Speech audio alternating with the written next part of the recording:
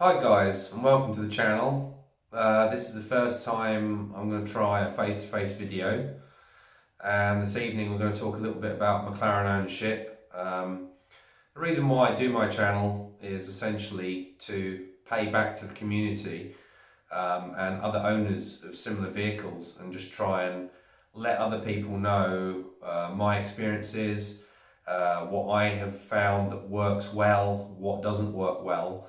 And I just try to be as honest as possible, really, without letting my ego get in the way.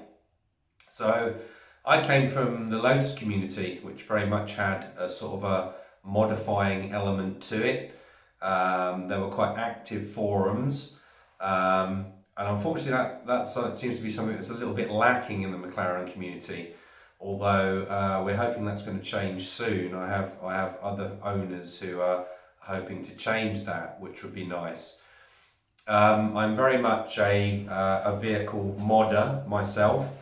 I do tweak things. Some people find that completely abhorrent, but I like to make my vehicle very much my own.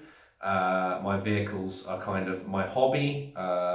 Modifying them, doing things to them is part of the joy of owning them. The other part for me is driving them. I do like to drive my vehicles. I'm not a big track day guy, especially not for my expensive cars like the McLaren. I have slightly more affordable cars that I track, so a bit of a chicken with regards to that. But I do take my car on quite a lot of road trips. So I picked up my McLaren from McLaren Leeds in April. So I've now had the car 6 months, and I thought it'd be a good time to update on my ownership experience so far, as there seems to be a lot of chat about McLarens, their reliability, problems, bad customer service, etc, etc. I thought I'd tell everyone as honestly as I could my experiences so far. So the experience I had with the dealership was generally pretty good. The guy who dealt with me there, a young guy called George, I got on really well with him. And I could tell that George was doing everything he could really to make my purchasing experience as good as possible. And from the get-go, I wanted some extra things, so I didn't like the car the way it was in the showroom. I wanted different wheels on it. It came with diamond cut wheels and I didn't like those. It was almost completely carbon, i.e. as a 570 GT, it had pretty much every carbon option on it, apart from the wing mirrors, and so I wanted to source wing mirrors. So I ended up sourcing those parts myself, and the dealership did fit them for me, which was great, just to get the car how I wanted it before I collected it. And straight away, the first weekend I collected it, it was straight out on a road trip with two other McLaren owners. Someone I know from the Lotus community, Imran, who runs an internet company called Alias 23, and he is very community focused as well. He does Lotus and McLaren parts, and he's a really good guy. So that was my first road trip straight away. I hadn't even really learnt my way around the car at that point, so it was a good testing time to learn about the car, learn the functions of the car, learn its handling, characteristics, etc, etc, etc. I had a really good time. So straight after that, my mind already started kind of ticking as to what I was going to do with it next. And since then I've done a whole array of things to it really. I always craved more power. The car was very fast from stock, but you always crave more power, so One of the first things I wanted to do was get the power upped, and also at the same time make a few modifications to the exhaust system. In my opinion, they don't sound great, not in comparison to my supercharged Lotus. That car just sounds a lot more organic. The V8 is really loud, but it just doesn't have that character to it, in my opinion. So I looked into things and I quickly settled on the Larini system. The reason I chose the Larini system was effectively because it seemed to be good value for money from a trusted brand. And there are minimal reviews on these things online. Hopefully we're changing that with both my channel and other stuff that's going on online, but there seem to be minimal sort of like even remotely technically orientated reviews on McLaren upgrades.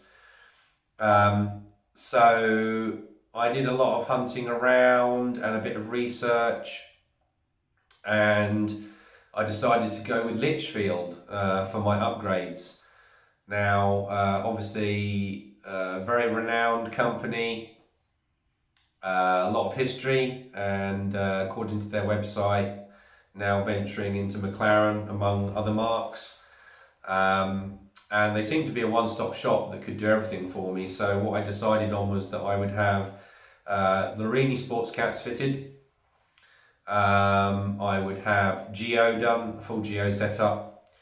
I would have KW lowering springs fitted. The great thing about the KWs is that they are fully adjustable, so they come with collars that allow adjustability of ride height.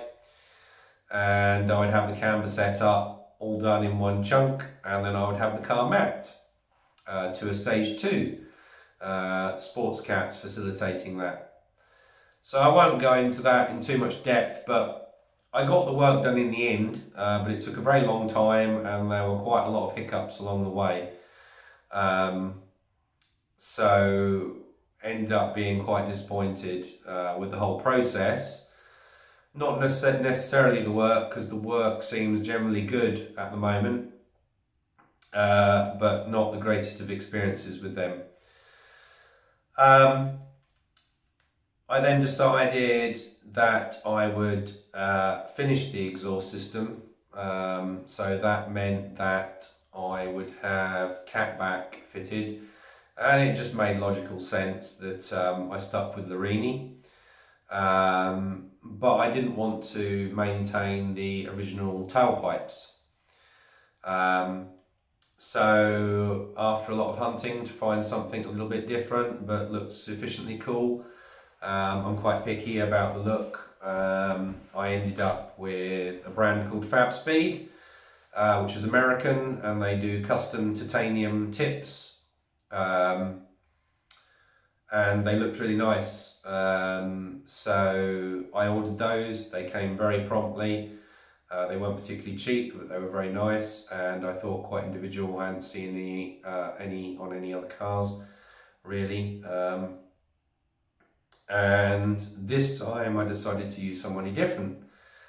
So I came across, through a recommendation, a company called V Engineering, who claim to be run by ex-McLaren technicians, etc.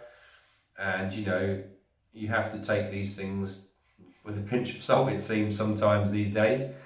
But then I had this recommendation from someone I know online to say that he had a great experience with them. So I decided to go for it.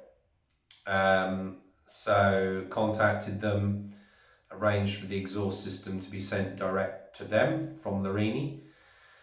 I then went about modifying the exhaust tips myself. I'm fairly skilled in a few DIY bits, I should say, with regards to cars, and in Boston with sort of like a custom McLaren logo. Anyway, went to V Engineering and just had a brilliant service. Yeah, totally out of this world. Steve has an encyclopedic knowledge of the cars, literally. And he will literally, as he's working on your car, stand there and talk to you about it for the whole length of duration of the work, which I love because I like to learn about the car myself as well from a mechanical perspective. And he knows everything. He literally does.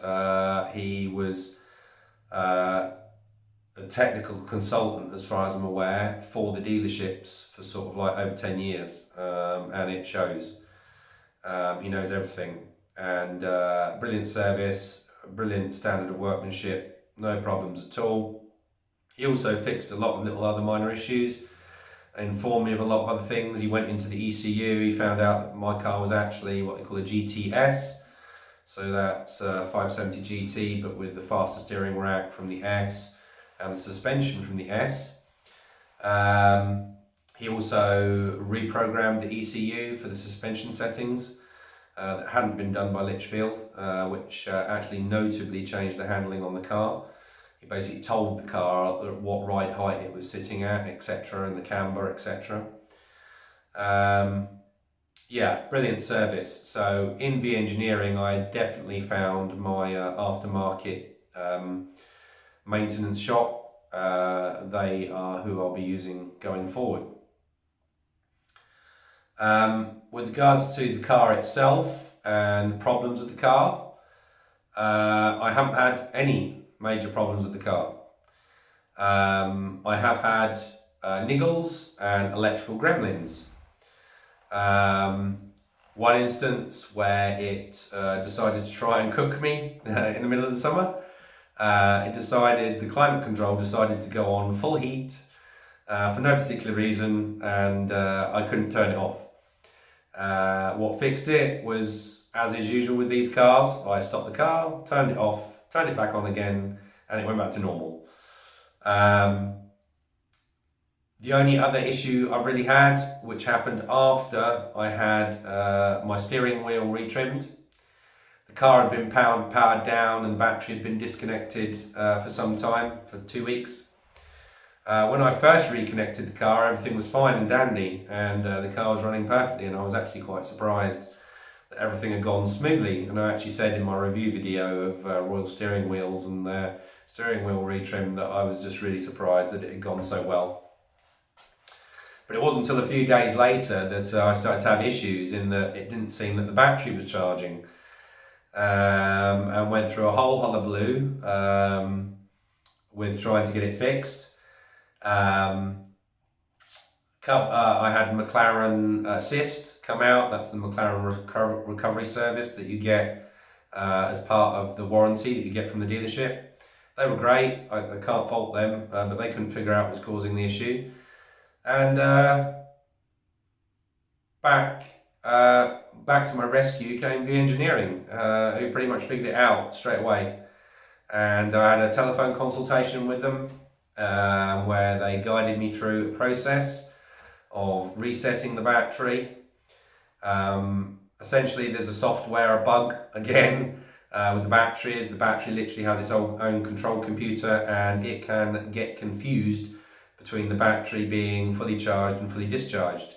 And after I'd had it disconnected, it had got it in its head that my battery was fully charged and therefore would not let the alternator charge the battery rather, which was obviously a bit crazy. After draining the battery right down into sleep mode and then restarting the process with an auxiliary battery and the slow charger that comes with the car, we woke it back up, and it's been fine ever since. So I've actually done 5,000 miles in my car already, and yeah, not had any issues so far. So touch wood, I hope that continues. My car does get used regularly, it does get well looked after. I had a preemptive 5,000 mile oil change as recommended by V Engineering. Steve's main recommendation for the engines are the best thing you can do for them is to give them a regular oil change. So for the sake of £120 versus a 40 grand engine, I decided I'll get that done the last time I was down there. That's how I continue. I intend to continue going forward as well. So yeah, no real issues with the car itself. I would say if you want, a car that performs like a Ford Focus or a Volkswagen Golf or an Audi, then it's not the car for you.